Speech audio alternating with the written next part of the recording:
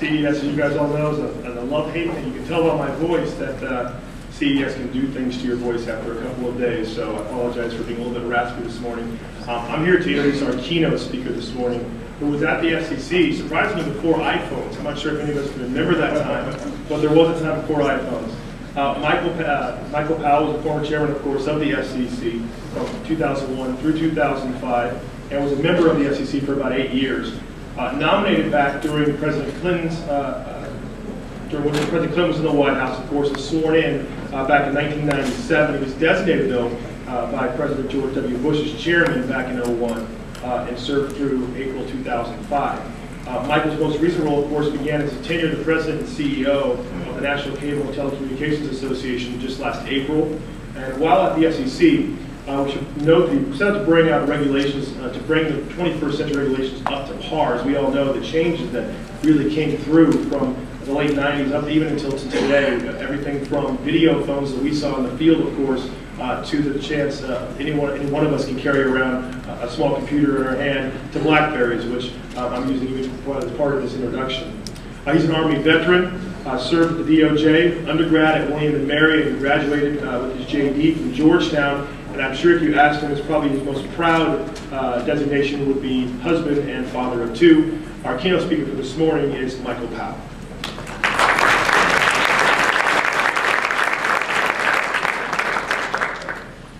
Thank you, Adam. I really appreciate that. And good morning to everyone.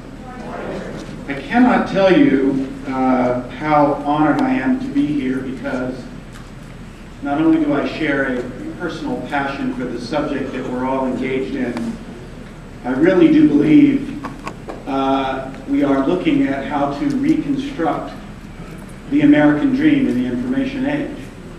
And somewhere that answer lies in the combination of the advanced technology that's been brought forth by an extraordinary technological revolution, which I want to talk a little bit about, and its combination with the critical importance of education in a knowledge economy. I am really privileged to lead an industry that's long necessarily had a commitment to education. I say necessarily because I don't think industry groups generally act out of charity. I think they generally act out of their self-interest. But if you're an industry committed to the information age, either through the construction of broadband and information infrastructure, you are dependent not only on an educated consumer base that can make use of that architecture, but a labor force in the future that will be capable of continuing to drive return. But we're passionate about children, we're passionate about education, and through initiatives like our foundation, Cable in the Classroom has long been committed to providing resources to schools. And a new initiative we announced recently in which we are offering broadband at very low cost to kids and families on school lunch programs nationwide throughout the United States is our commitment both to our country, our industry, and the future of our children. I also have a personal interest. I love higher education. I went to school. I guess that's where it starts. I served as the rector of the College of William & Mary for many years. I'm an adjunct professor at Georgetown University Law School, and I'm chair of America's Promise, Grad Nation Dropout Campaign, in which we're trying desperately to eradicate the epidemic in America of high school dropout crisis. So this is a subject of personal passion. And I have the benefit of having come from a generation of educators on my mother's side, starting with the Bell family. And you know, I had a great-great-grandmother, and her name was Algeetha Bell, and she was born in 1870. When I think about that from a technological progress standpoint, she would have been born in an era where she would have been reading by oil, walking or traveling by foot or horse carriage. But by the time in 1879, she would have perhaps seen the witness of the invention of the light bulb, the electric light bulb by Thomas Edison. By her 15th birthday, Henry Ford would have manufactured the first automobiles, and a few years later, the Wright brothers would have ushered in the era of powered flight. In the 1920s, she would have observed the invention of plastics, and the mass production of steel would have begun to create skyscrapers and the skylines that we've come to associate with the great American cities. And in every one of those apartments now would be wired with electricity and a whole rash of domestic appliances. The country would begin to be crisscrossed by asphalt highways and an interstate system that will allow those automobiles invented in her life to traverse the country. And by 1952, she would have been able to visit her children and grandchildren by commercial flight. And by 1959, the year my great-great-grandmother died, the Soviet space probe Lunik 2 would have reached the moon. That's from horse-drawn carriage to space flight in one generation. And that's the pace of the industrial age. Pales in comparison to the exponential speed that we're witnessing of growth in the information age, the one that my children and the students we hope to change have grown up with. You know, when I was at the FCC, we talked about the chairman before iPhone. It sounds really a long time ago. 2 days ago, the iPhone celebrated its 5th year, invented 5 years earlier, so it doesn't make me that dated. But I remember sitting at my seat on the last day in office in the government, and I thought back on my 8 years and was astonished the way that I could mark my tenure by the virtue of technology. In the time that I had been there, when I went to the FCC in the late 90s, nobody I knew had a cell phone. By the time I left, everyone I knew did. I watched DVRs take place, cell phones, high-definition television, Blackberries, MP3 players, the internet itself and Wi-Fi be invented. And oh yes, the Xbox 360. A gaming system that is 20,000 times more powerful than the lunar landing module. And it's a child's play toy for less than $200. That's what's astonishing about the toys and the environment that our children are now growing up with. Our children are strange. They're unusual. I don't know about yours, but mine certainly are. They are the first generation that's grown up purely digital. My children have never put their finger in the dial of a rotary phone. They've never known a world without a remote control.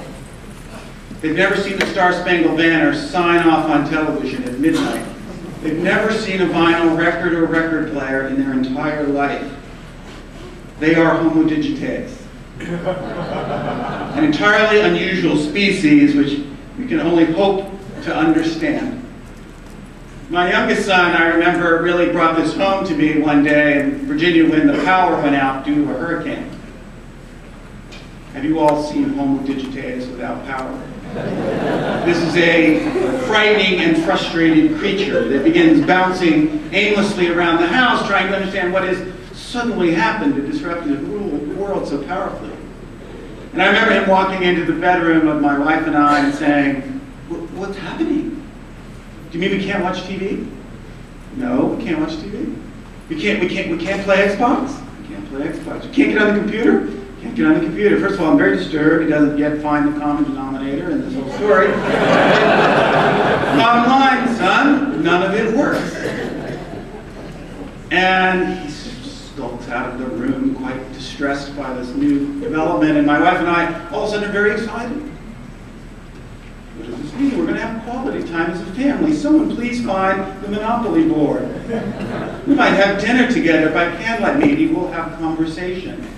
This could be a real opportunity. Hopefully the power will stay out for days, and at the end of it, we'll be a better, richer, more caring family.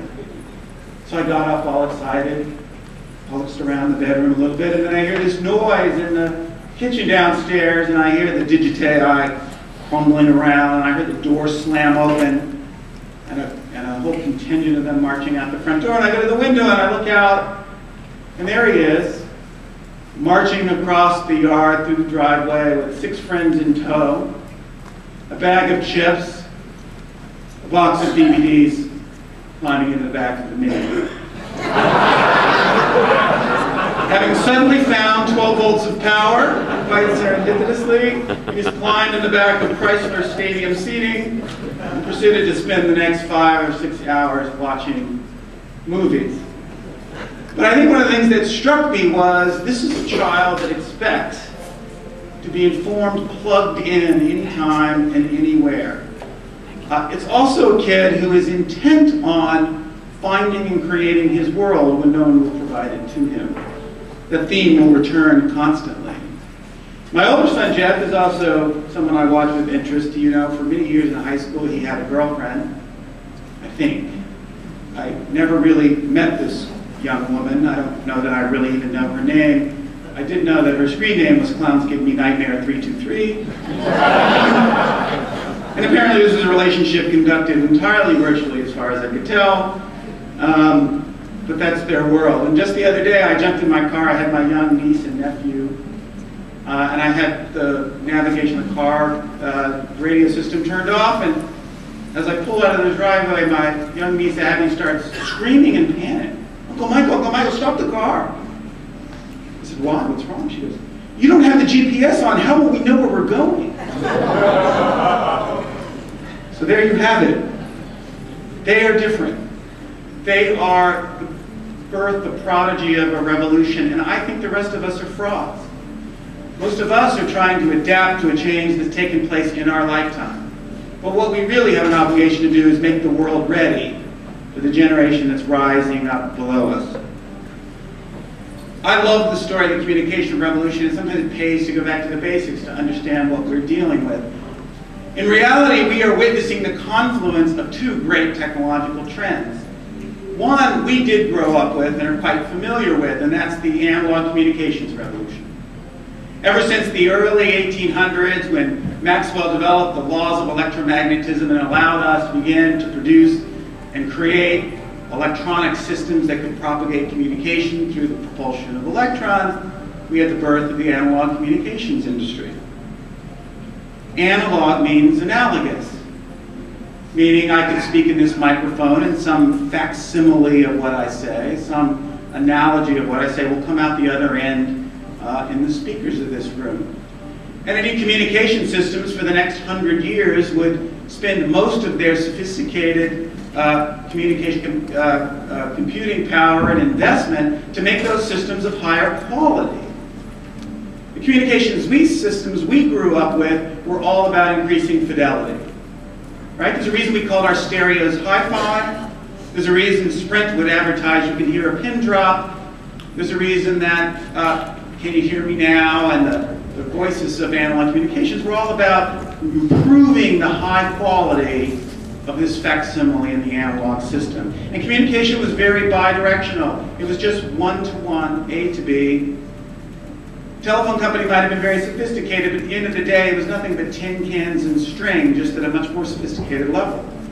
No change in content, receivers at either end. So that's an interesting revolution. It certainly changed our world as we know it, but I don't think the one we're talking about would be here without an additional ingredient.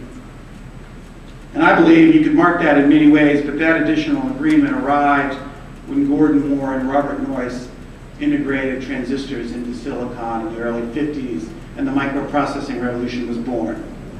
And from then on, you know, the law, given in the name of Gordon Moore, Moore's Law, began to produce the most powerful technology productivity curve in the history of mankind.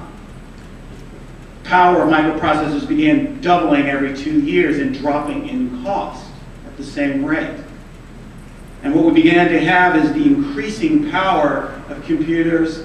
When Gordon Moore first wrote his seminal article on which Moore's Law is taken from, you could put 60 transistors into one slice of silicon. Today we put billions in the same space.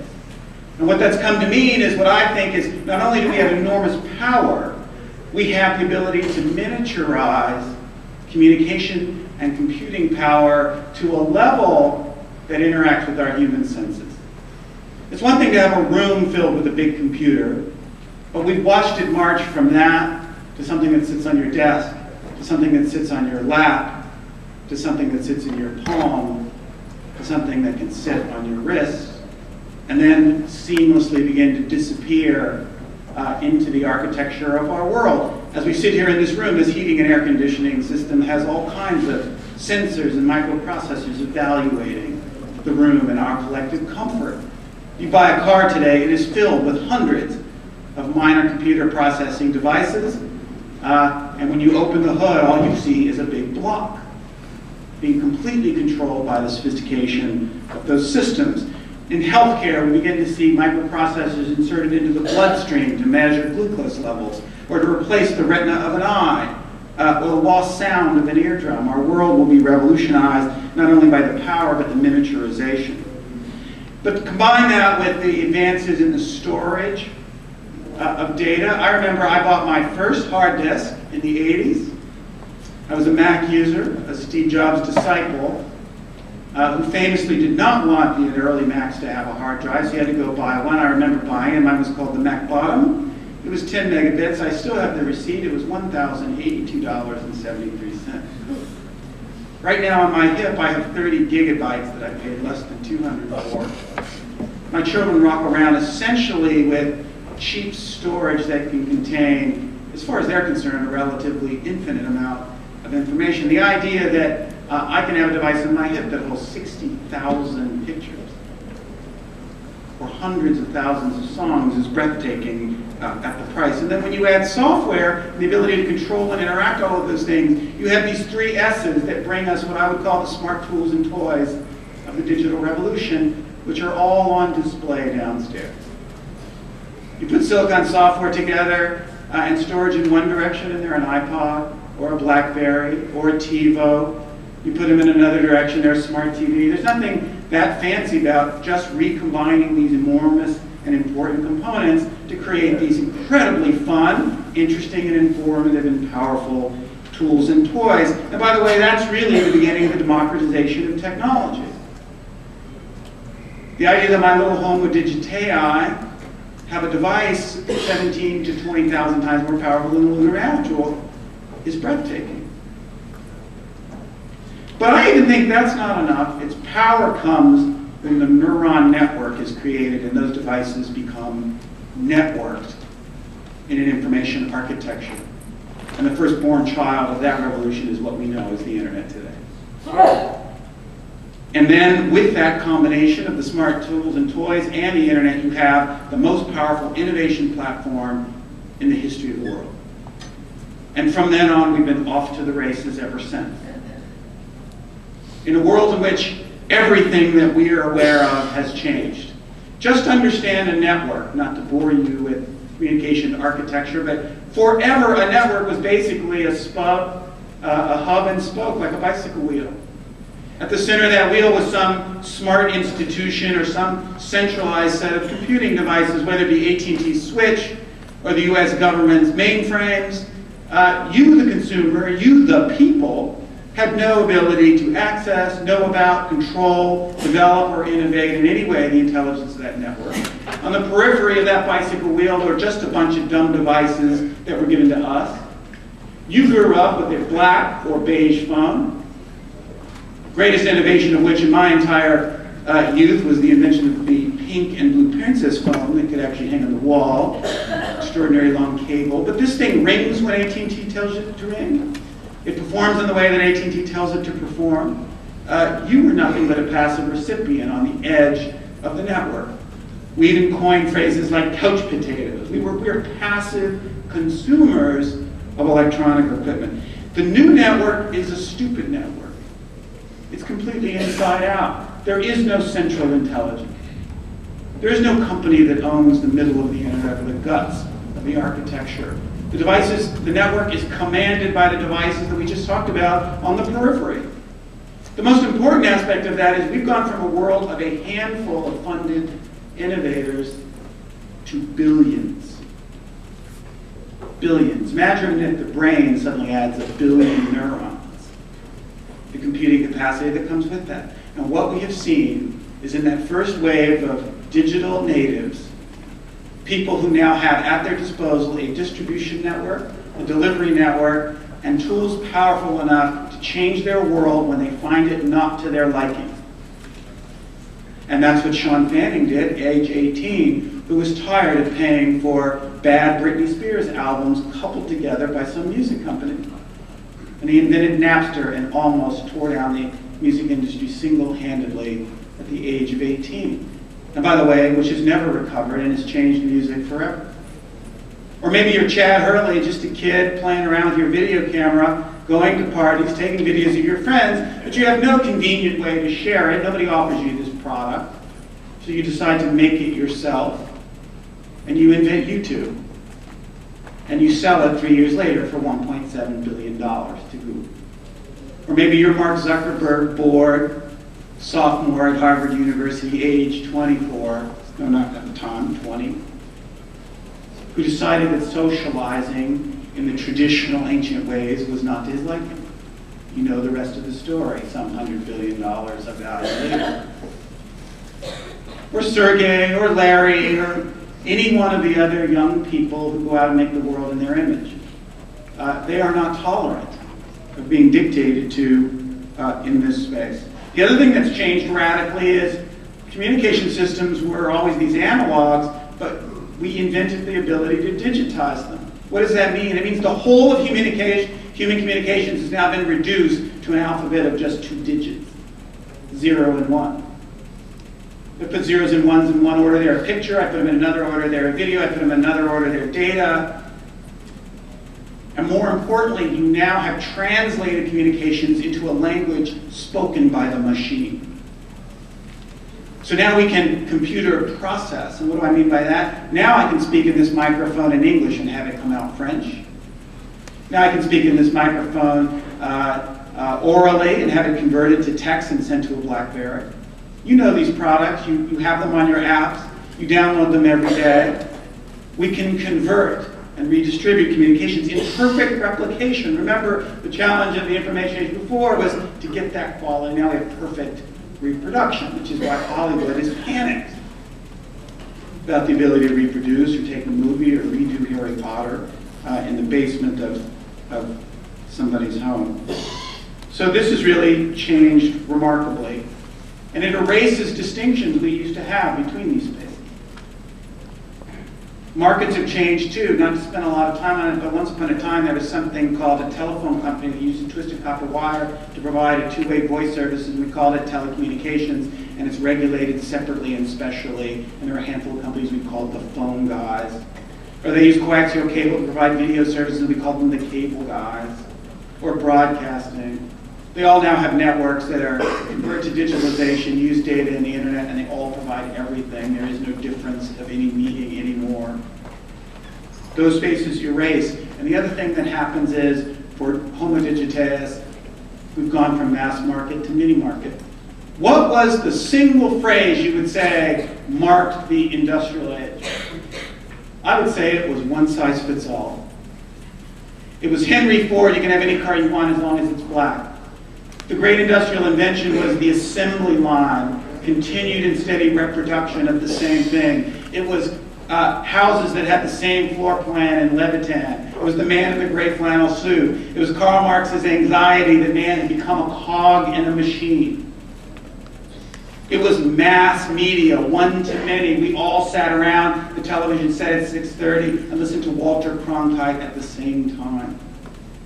Now we have a world of mini markets, which is 180 degrees the other way.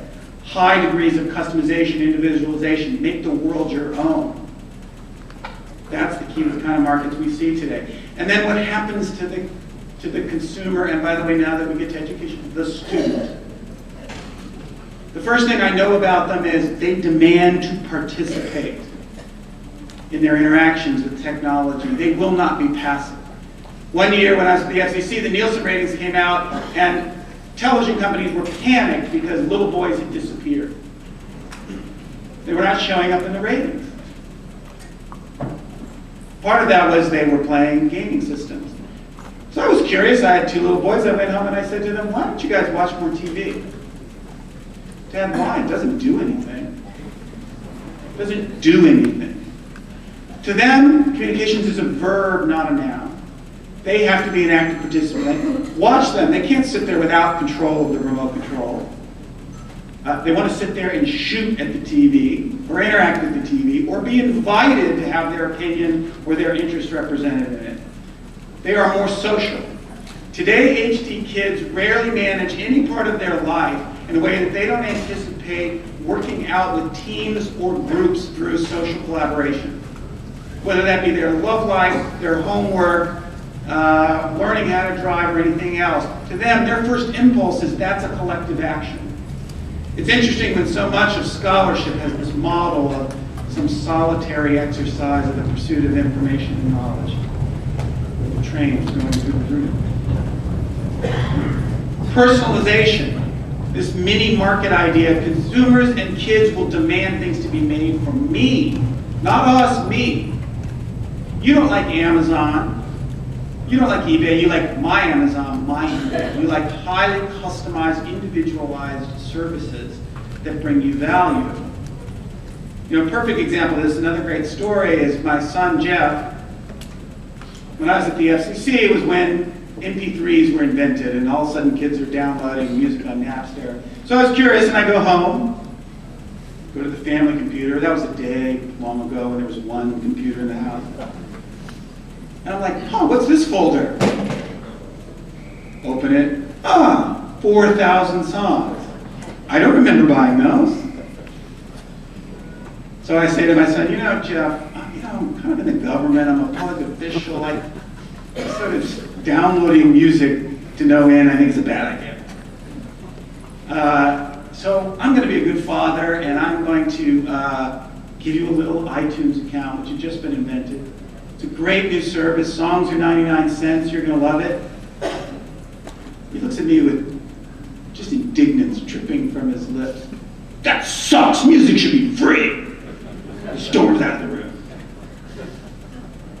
Oh. Thinking music companies are in more trouble than I thought. My little Che Guevara revolutionary had no interest in paying the man for the music. He will not be told otherwise. And I thought this was curious, and then we get the cell phone bill. And I see that young Guevara has $40 in ringtone purchases. Now, I don't get it. To me, I thought a ringtone was like 30 seconds of really bad music. But for the full-length 99 cents, you can get the whole song, and I'm very confused. So I invite him back in the room. You know, now the braids tilted to the side. His sideburns have grown in. I said, Jeff, I don't understand. You don't want to pay 99 cents for the music, but you're buying all these ringtones for like $2.99 a ringtone. It's just bad music. What gives? Don't try to understand us. Stomps out of the room. And I thought, and I thought, and I thought, and I said, you know what? I do understand them. Music is entertainment. Ringtones are individualization. Teens will always be teens. They want their world to belong to themselves. The ringtone represents an identity, something they highly value. Well, you'll see that in everything they do, a high degree of personalization and customization. And watch these kids, because they're packing. They don't move without their stuff. And there's a lot of digital stuff now hanging off their pistol belt. You know, just to throw out some, 54% of 18 to 24-year-olds now have smartphones. 66 young adults own laptops, 95% of teens are online, 80% own gaming devices and MP3 players, and they're taking them anywhere they want to go. Your classroom, their workplace, their social gatherings, and they expect to power them up and use them at a moment's notice. I had been away from teaching a long time. I go back into a law school classroom, and I'm blown by the nothing but screens looking at them. And God help you if you try to take them away. And then finally, their world is just so fast. You know, we LOL with our BFFs, dispense with capital letters. Apparently the shift key is apparently an insufferable burden. Punctuation has been rejected as a pesky grammatical speed bump, better used and repurposed to express emotion, apparently. The world is moving really, really fast. A great book by James Gleick called Faster talks about the ever-accelerating pace of life, the way we demand instant coffee, microwave food, no commercials. One of my favorite statistics in the media space is when I was a kid, when a television show ended, there was black. Literally, the metaphor of a curtain came down. A second would go by and the curtain would kind of come up again quite gracefully. Television companies who produce content for years have been slowly shrinking the gaps in space between content, finding that the consumer and the youth will not tolerate the delay. It started out by putting outtakes at the end of shows, if you've noticed. You got to see the outtakes. Why? Because they don't want you to change the channel. If you're given a minute of boredom, you're done. You change the channel.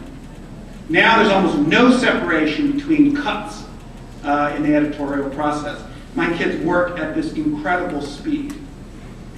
And they've come to believe that they are some great Darwinian superior multitasking being. Quite arrogantly so. But cognitive scientists tell us they're full of it. There is no such thing other than a mind divided among too many things simultaneously, but they think so. And I happen to be a person who believes the world's great problems will still require long periods of intense and sustained concentration. And I worry my children have less of that than the generation that went before them. It's no surprise that we continue to see ADD as the central concern among a lot of high school kids. And you know what? God help us, they're cheaters. They cheat. They grew up in cut and paste. They have a hard time understanding the idea of property or propriety. They have a hard time understanding why, if you can cut something, paste it, associate it with something else, what is wrong with that?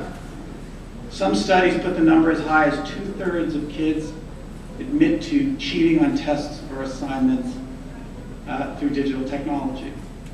It is a serious problem because the tools do not allow the barriers that used to exist to those kinds of activities. And they have a culture that seems to believe in quite accepting way that they're not doing anything wrong. It's kind of the way the music industry realized kids became very acclimated that music is not theft. We can't let a generation of students take hold with the idea that taking someone else's intellectual work is acceptable. So as we see these changes change communications markets, it's going to change your educational institutions, obviously. Clearly, they're going to have to become more student-centered. They will demand it, no matter what you do. They will demand to be that participant I talked about. And they can learn anytime, anywhere from anyone, and they will insist that be part of their experience at their own pace and at windows of time of their choosing. You will see us struggle more with blended education models. We will have to rethink the balance between the role of the professor at the front of the classroom and the role of the student as a lifelong individualized learner, and how to put them together in a way that they're synergistically more powerful than they are separately. A huge number of kids increasingly have taken classes, full classes online, and that will continue. Collaboration. Again, they expect to work in teams. They expect to work on problems collectively. Not all scholarship is designed that way. And the internet has essentially put the world's entire knowledge record at their fingertips. I remember spending a lot of time in college learning about primary resources, footnotes, spending hours in the library trying to find some document, some book. My kids' research consists of a Google window, period. But yet we haven't sufficiently developed systems of trust and propriety in that content. So we see greater efforts at open learning initiatives, open classrooms, open Yale. My son sits and does his calculus homework. I watch him. It's the most fascinating thing. He's doing the exercises that's been assigned. He glances at his notes, but he very quickly brings up the computer and finds YouTube videos of professors teaching concepts he doesn't understand. Or he goes to Microsoft and has resources about formulas and their interaction with real problems. He's doing this constantly, back and forth. And we'll see that a lot more. And I think many of these changes, if we watch, are going to come from K through 12 first. Because sometimes invention follows necessity. We have a failed and broken K through 12 system in which a quarter of our kids are dropping out, 50% if they're black or Hispanic, 7,000 kids a day. We're in crisis. A huge amount of government resources are focused on K through 12 reform. Charter schools are beginning up with innovative hybrid models. A lot of that is what the students who will then come to higher education will have been exposed to and continue to expect. They will be leaders in that phase. And the workforce will demand it. So it's a brave new world. And I'll just leave you to paraphrase a great quote from Václav Havel, who said, "We live in a world where everything seems possible, but nothing at all is certain." And that creates a lot of anxiety. But if we do it well, our kids will be the envy of the world. Our education systems will continue their proud tradition of educating the world's great leaders, and we will rediscover the American dream for the information age. I commend you for what you're doing, and thank you for having me here today. Thank you.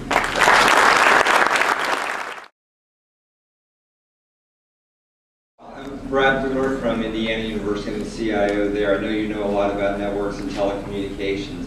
One of the things that is an ongoing challenge for higher ed right now is the ongoing debate about how we're going to provide the network to colleges and universities. Many states jumped out with some public investment. They built their own fiber networks. They connected K-12, higher ed, et cetera, and often those were done in a public-private partnership. But just like I said, the daffodils in March, tulips in May, state by state, we're back into the battleground. I've been on email this morning. The telcos are again trying to kill the public networks so that they can sell one-off connections to each college, to each campus, at prices and terms that generally are not favorable relative to what we can do by aggregating and doing that on our own. I also add that, you know, VTOP money that came out of the Obama administration and others, some states are jumping forward with very aggressive public-private partnerships. Pennsylvania, for example, $100 million new network with many of the telcos, but also public and private. We're in this year after year after year of battle, and all things digital, these networks really matter. How do we break out of this just recurring cycle of legislative battles year after year? As you know, Wisconsin, that decision went very badly up there, and they're trying to figure out how to get out from under it. The University of Wisconsin was almost in a situation that their researchers could not even connect to the national network for the egregious legislation that was shoved through up there. How do we get out of this annual cycle? Because networks matter to many of the things we're talking about here. Yeah, it's a challenging question. You know, there's no quickie answer, but I'd say a couple of things. One part is political, which is there are those of us who are unabashed techno-evangelists who believe that this is not just some luxury addition or supplemental value service to the core and critical needs of the country. Broadband is not a utility. It is the tool in the toolbox that lets us solve our national problems. Healthcare is an information problem. The education system is an information problem. It doesn't matter which issue you pick, immigration, anything. There will never be a national problem without a critical component of that being a technological element. Okay, but we still have, I would argue with you, a political system that tends to treat architecture like this in the customary ways of utility services like oil, gas, and water.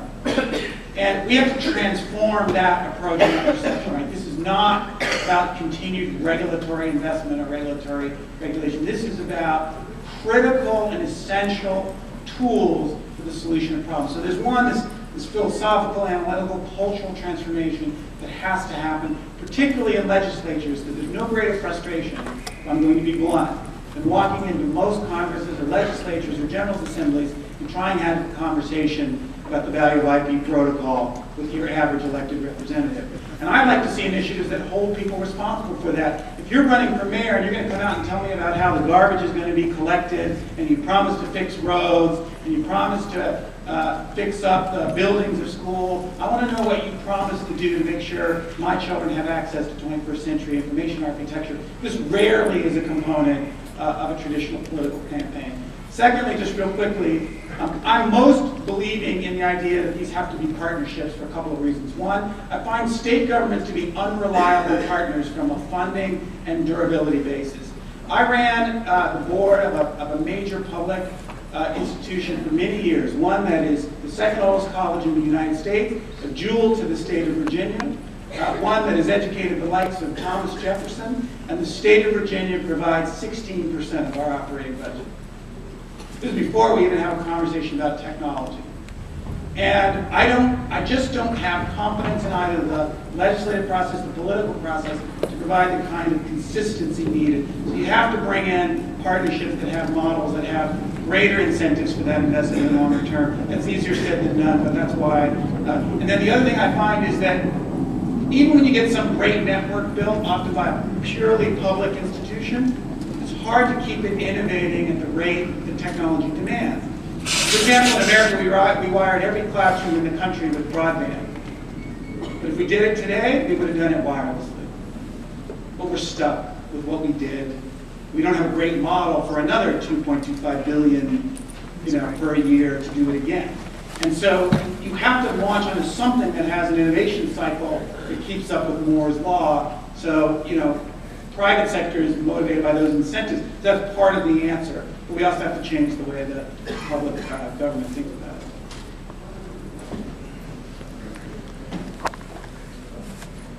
Christopher Nickerson from Nevada State College. You mentioned the my generation or I generation, and there's also this confluence of standardization. So how are those two, which are diametrically opposed, going to really converge? Or which way do you see it kind of going?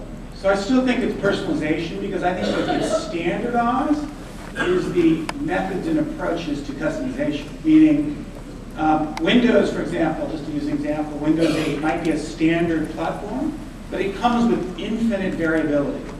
Your desktop doesn't look like mine. Your mouse, your cursor doesn't look like mine. The way you organize your folders doesn't look like mine. Increasingly, right, you get the standardization, you get the scale. But you operate at your peril if your standardized solution doesn't make room for high degrees of individualization and customization.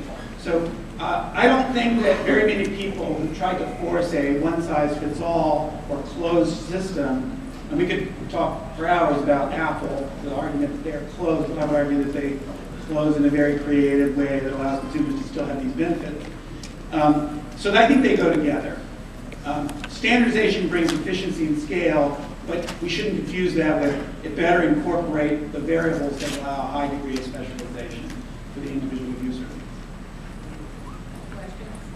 Anybody else have a question? Open mic. 1 second.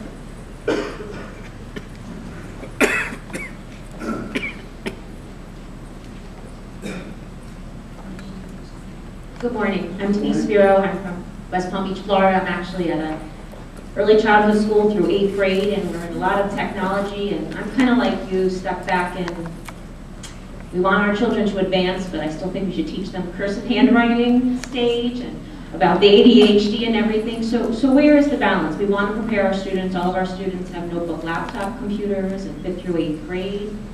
Where do you draw the line in teaching them, okay, you have to focus. You have to sit down. You have to have the conversation. It's not just me. Yeah, I mean, we could write a whole book here. I'll tell you what I would issue as a challenge for all of us, which I've begun to do both in my personal life, my life at work. Some of my staff here, they will tell you this. And even with the raising of my children at home. We're now much older, so they don't listen to me anyway.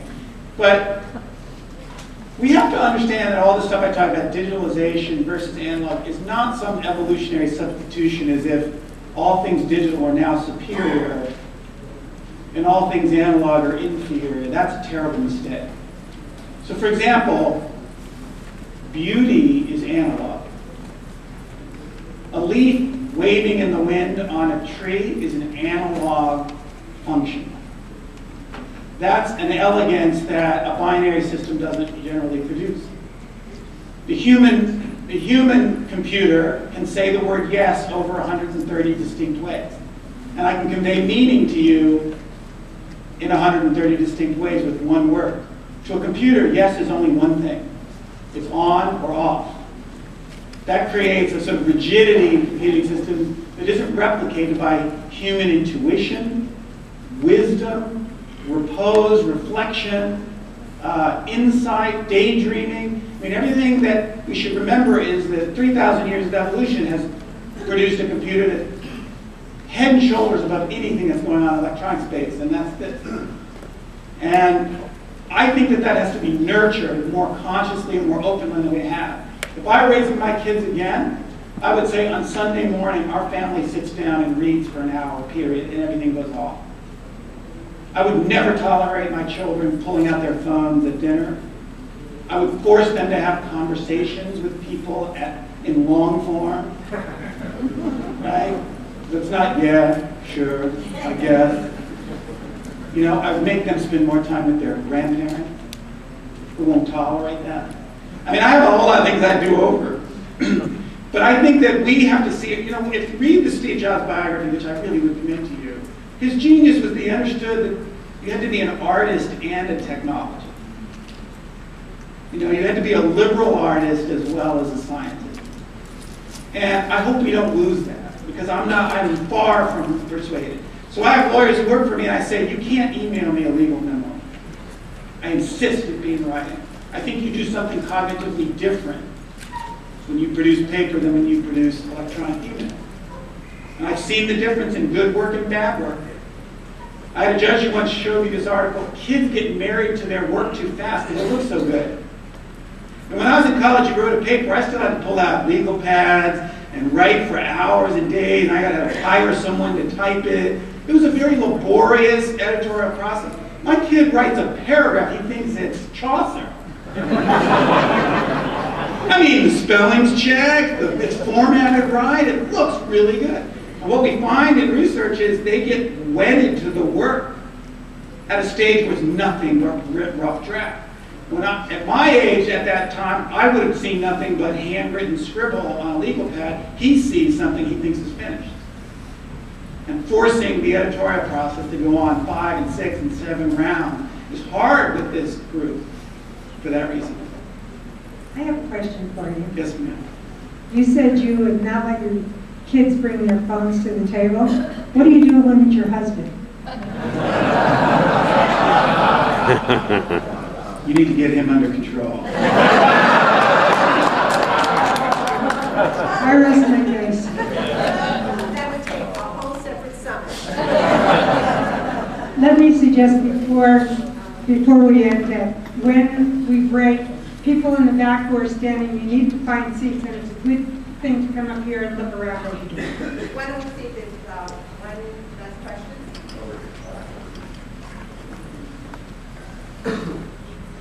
Good morning, I'm Casey Green with the Campus Computing Project. Your response to Brad Wheeler talked about a lot of these issues as being a political process in terms of the conversations in state legislatures, higher ed's concern for net neutrality, which also plays out in the consumer market. There's some really interesting data, for example, about the Siri users on iPhones consume a huge proportion of broadband, through other kinds of issues. I think there's a sense for many of us who work in higher ed that we do a pretty crappy job with our conversations with state legislatures and in Washington. You've been in the FCC, you represent NCTA, largest broadband provider in the United States, in the cable industry. What does higher ed need to do better in these conversations? Admittedly, we don't have the armies of lobbyists that represent other industries that occasionally we clash with on issues of compelling public policy. Give us 3 bullet points about how to make these the presentation of the statement more compelling in state legislatures and in Washington. It's a great question. I can only reflect a little bit about the exact same way that question was presented to me at Wade & America. We were struggling with the same problem. And in the course of just funding, right? And I think it's the same whether it's technology or funding. We realized that that's not our, one, know what you don't do and what you do, right? What we realized is we don't just send the administration to see a General Assembly. We found more and more ways to have our students and our students' achievements be more front and center in our conversation with political life. People are always moved to see a young sophomore who's pursuing independent research in chemistry and just published. And we realize without selling them, they are the product. And the institutional complex of the president and the faculty, and we also have to learn how to employ faculty more who have a natural, allergic aversion to having anything to do with it as it taints the academy or the scholarship. But to continue to have them have the resources they need to pursue critical and important work, both individually as scholars and as students, meant that we had to get them in the conversation more too. So when we had a professor doing just really something significant and important, we would try to hold events or take that professor and hold an event in Washington, a cocktail reception, which he would do a thing on his book. So one, expanding and using the valuable parts of what we do. The other thing is the school realized it had to team up with the state's leading business leaders who have a passion for education and see it in economic terms for the state. So whether we call ours, I think, Business 21 or something like that, where we work with other universities in the state of Virginia to build prominent citizen business coalitions who committed themselves, their resources, and their companies to pounding on the legislature about the quality and jewel of having a strong higher education environment in the state of Virginia for the future of Virginia's economic health, its employment, and its services. And they have those relationships, they have the money, and they have the credibility of being instrumental in the economic well-being of the state in a way that it was hard for the university to do solo. So I don't know if that's 3 talking points, but I think it's not traditional lobbying. I mean, I always view that lobbying is only good if you're selling what you believe in. But you really have to put out front and center the things that make the work worthy and appalling, and not just a supplicant, another supplicant at the table. And the other thing is, we always found that you had to have strong kind of presidential leadership and stuff that gave the academy the freedom to have controversial ideas and not let them become critical political excuses for not funding, which happens sometimes as well. So it's not easy, but I've seen it work. We certainly gained an improvement, and we figured out we were underutilizing alumni in that as well. And so we consider our entire alumni universe an army of lobbyists to play there. Thank you.